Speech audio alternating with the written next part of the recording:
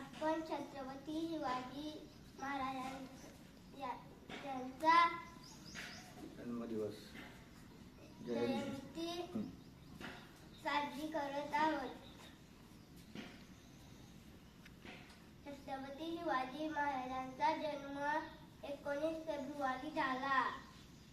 1930 रोजी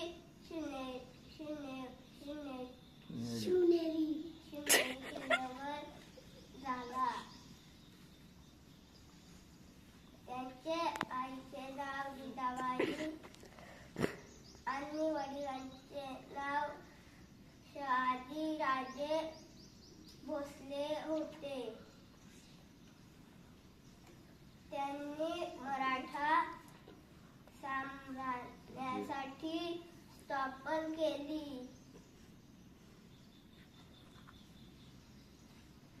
छत्रपती शिवाजी महाराज हे एक शूर आणि आदर्श राजा होते.